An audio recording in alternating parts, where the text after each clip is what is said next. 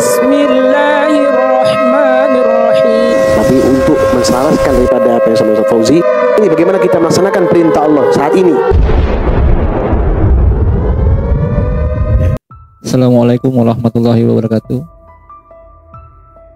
Izin bertanya, Bib, berkaitan firman Allah yang Bib sampaikan keseluruhan. Ini sangat berkaitan dan sedikit menjawab apa yang saya pikirkan hari ini, Bib. Nah, ini ada sedikit testimoni dan pertanyaan yang masih belum saya pahami, Bib. Jadi di Al-Baqarah, Bib menyampaikan tentang makanan yang halal. Di surat Al-Hijr juga disampaikan bisikan iblis yang akan menyesatkan manusia. Bahkan hampir semua yang disampaikan di firman Allah adalah iblis yang akan selalu menyesatkan manusia dengan cara yang halus. Nah, testimoni seperti ini, Beb. Saya tadi itu kepikiran seperti ini, dan ini juga ada kisah di saudara saya juga, Beb. Dulu ketika saya belum masuk di sini, itu kan seperti mempunyai istilahnya pembantu terah keturunan. Itu dulu kenapa saya masih bingung juga. Sebelum saya di sini dan sebelum dibersihkan itu, rezeki itu sangat melimpah, bahkan dari segala arah. Dan saya berpikirnya apa yang saya miliki ini, istilahnya pendamping pembantu saya ini, sering sangat membantu tentang rezeki saya, Beb. Jadi mengajak sesuatu yang menurut saya baik. Jadi kayak nego suatu, bicara apapun, pembantu saya yang itu sangat membantu sekali. Dan hampir-hampir semua yang saya bicarakan, saya diskusikan itu pasti deal. Harta itu sangat melimpah. Tapi di sisi lain, harta tersebut saya senang untuk berfoya-foya. Tapi kelemahannya, setiap sebulan sekali pasti saya masuk rumah sakit. Itu sebelum masuk ke sini, Beb. Nah, yang disampaikan di Al-Baqarah ini, apakah karena rezeki ini yang saya anggap ini halal, berkah dari Allah, padahal ada pembantu saya yang anggapannya goiblah itu membantu di setiap langkah saya. Sangat mudah untuk cari uang, sangat mudah sekali, tapi selalu mengajak ke tempat yang berfoya-foya. Resikonya tiap bulan pasti masuk rumah sakit. Tapi setelah masuk sini, ikut tabib, lalu dibersihkan, itu langsung anjlok. Yang dulu mudah cari rezeki, sekarang susah, tapi nikmat itu loh, Beb. Bisa terwujud. Kalau dulu uang banyak, tapi barang nggak terwujud. Kalau dulu saya tetap sholat, bahkan zikir panjang, saya zikir ribuan dulu. Tapi berbedanya di sini yaitu tentang Al-Quran, tadabbur Quran. Ya, jadi pertanyaan seperti ini, Beb. Saudara saya juga mengalami seperti itu. Tapi setelah saya pahami, saya lihat itu kelemahannya dia tidak mau diajak untuk tadabbur Quran. Walaupun dia sholatnya kenceng, ngajinya ibadahnya kenceng, itu satu, tadabbur Quran. Apakah ini pengaruh kalau tadi bisikan iblis? Apakah sangat berpengaruh, Beb? Ketakutan dia sendiri, istilahnya, apakah pendamping yang ada di saudara itu mengajak untuk tidak tadabbur Quran karena barokahnya Quran, Beb? Sholat, amal ibadah dia baik, cuma satu, tidak mau diajak tadabbur Quran. Apakah ini yang menjadi ketakutan dia ketika dia nanti tadabbur Quran, lalu tahu isi Quran seperti saya alami ini, lalu dibersihkan, itu ketakutannya rezekinya jadi seret seperti yang saya alami sekarang ini. Tapi nikmat, walaupun sedikit tapi nikmat. Nah, yang rezeki yang saya dapetin dulu itu apakah halal, tapi resikonya masuk rumah sakit. Sedangkan sekarang saya ikut tabib, baca Quran, tidak pernah sakit sama sekali, tidak pernah ngamar rumah sakit. Jadi mau nyampe kalau dulu pembantu seperti itu tapi rezekinya masuk rumah sakit, kalau sekarang tidak. Bib. Terima kasih. Wassalamualaikum warahmatullahi wabarakatuh. Waalaikumsalam warahmatullahi wabarakatuh. Iya, nggak pernah sakit tapi kebur berkali-kali. Kenapa seperti itu? Ya, karena memang pastinya yang kamu dapat sebelum itu tidak ada filternya. Tidak ada filternya, tidak ada arahnya. Kau dapatnya sudah nggak bener, deal-dealnya itu banyak menipu, kemudian membelanjakannya pun nggak bener, sehingga akan jadi penyakit. Sedangkan Quran, setelah masuk sini dengan tadabbur Quran mengajak orang ya meluruskan mereka supaya tahu antara hak dan batil. Juga Al-Anfal ayat 29. Sana Allah berfirman, a'udzubillahi minasyaitonir rajim. Ya ayyuhalladzina amanu in tattaqullaha yaj'al lakum furqanan wa yukaffir ankum sayi'atikum wa yaghfir lakum wallahu dzul fadlil 'adim. Orang yang beriman, niscaya jika kamu bertawakal kepada Allah, niscaya Dia akan memberikan furqan, kemampuan dan membedakan antara hak dan batil kepadamu dan menghapus segala kesalahanmu, mengampuni dosa-dosamu. Allah memiliki karunia besar. Mana mungkin dapat furqan kalau nggak ada al-furqan di hati? Di mana bisa mendapatkan al-furqan? Di dalam Quran. Al-Quran yang kita pelajari ini, yang kita tadabburi setiap hari ini, gitu loh. Seandainya kamu ikutin saya dari dulu, seperti metode yang saya sampaikan kepada kamu, nggak mungkin kamu kayak gini. Jangan dipikir orang yang tadabbur Quran terus melarat. Enggak. Bahasamu jadi kan ke sana. Seakan-akan tadabbur Quran terus melarat gitu. Enggak. Alhamdulillah min dzalik. Allah, kalau orang itu tadabbur Quran, dia memahami, pastinya Allah akan cukupkan keperluannya. Ya kan udah jelas tuh di surat Thaha itu, ya kan? Jadi jangan sampai kita mengatakan sesungguhnya bahwa kita setelah kita istiqomah dengan Quran terus melorot. Nah, karena kita tidak mengikuti apa yang Fakir sampaikan kepadamu selama ini, nggak kamu ikuti secara penuh. Kamu pilih-pilih yang kamu mampu bisa melaksanakan saja, yang kamu mau saja, yang nggak kamu tinggalkan, sehingga proses perkembangannya agak lambat, Bang. Bahkan ada beberapa kali kau kena por, ya kan? Betul nggak? Kena puput, ya, betul nggak, Bang?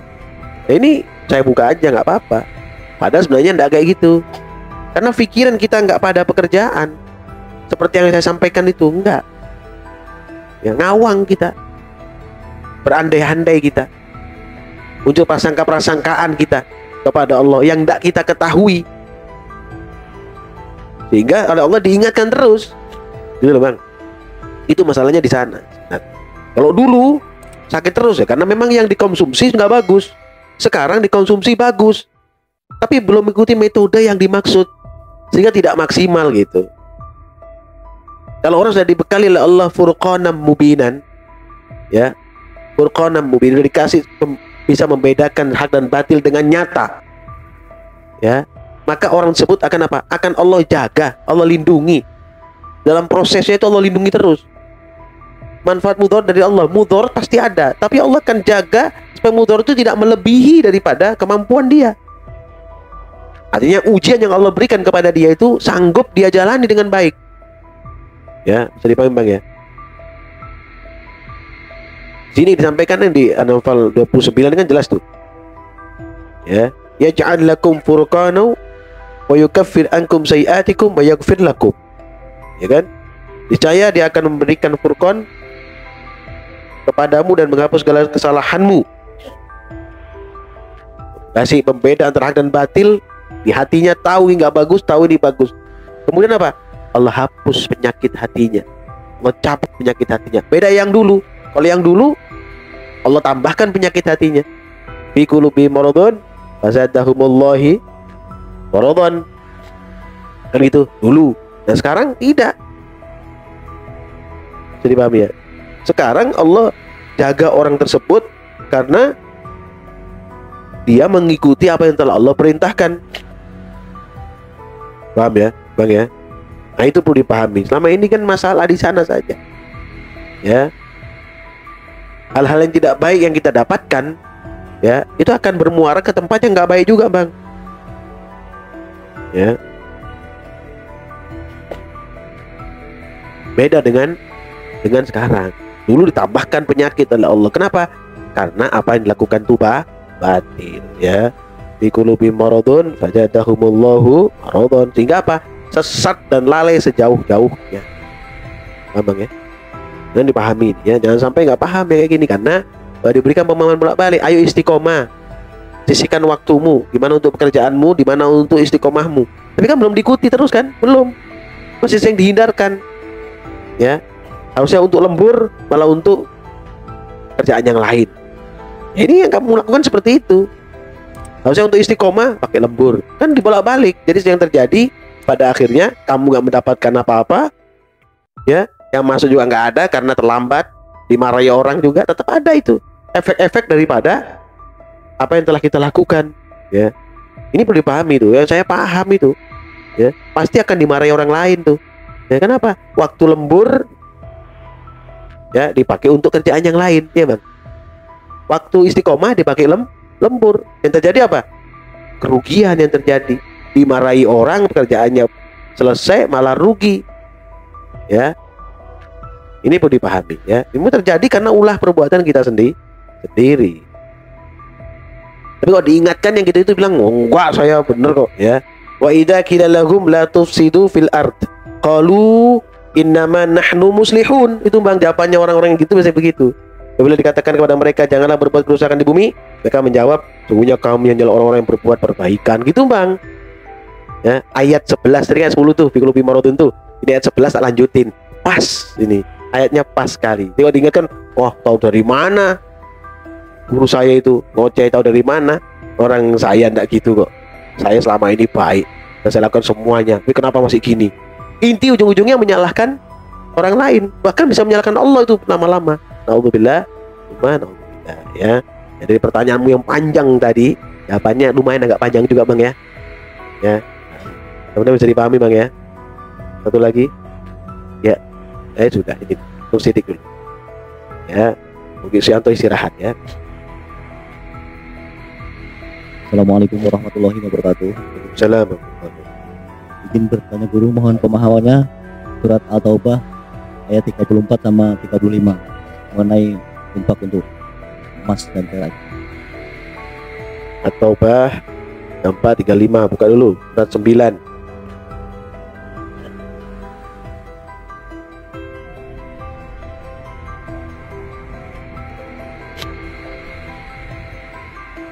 Allah firman, a'udzubillahi minasyaitonir rajim.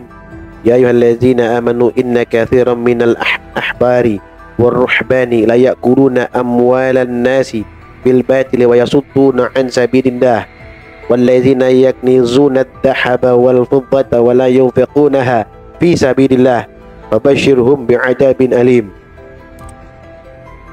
Wahai orang yang beriman, sesungguhnya banyak dari para nabi dan rahib benar-benar rabi ya maksudnya, dan rahib benar-benar memakan harta manusia dengan batil serta memalingkan manusia di jalan Allah. Orang-orang yang menyimpan emas dan perak tapi tidak menginfakkan ke jalan Allah, berikanlah kabar gembira kepada mereka bahwa mereka akan mendapat azab yang pedih. Ini menyampaikan pada saat sebelum kenabian Nabi Muhammad SAW, pada zaman Nabi Isa dan Nabi Musa ya. Bersama Nabi Isa dulu pernah pakai sampaikan tuh rahib-rahib bangsa Farisi itu ya. Nabi Isa ya, dia rahib, pendeta-pendeta ahlul kitab, tapi mereka memungut pajak di pasar. Pendeta ngambil pajak di pasar ya, store-nya di kuilnya setor gitu. Terus kumpulkan harta, makan makanan yang berlimpah, dibuang-buang. Pokoknya memanfaatkan kedudukan pendetanya itu, kerahibannya itu untuk menipu umat pada waktu itu. Apakah ada zaman sekarang?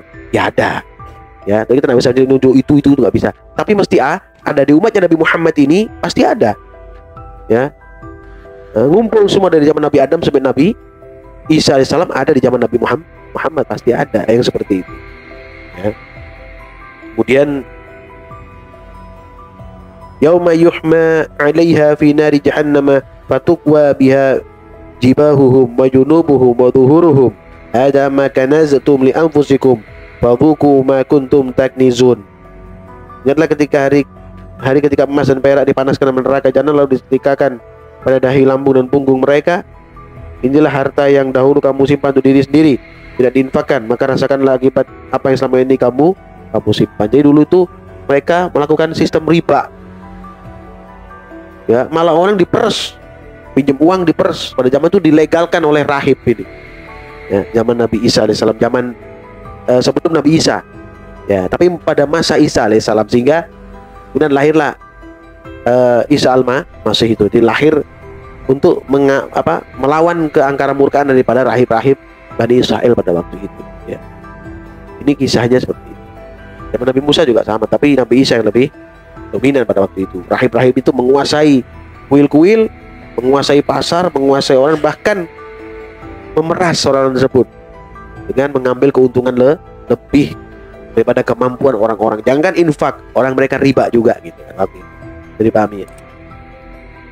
Mudah-mudahan Allah menjadikan rahmat yang besar kepada kita, berikan kebaikan kepada kita, menetapkan keimanan, menjauhkan daripada kesulitan dan kepapaan. Amin amin ya rabbal.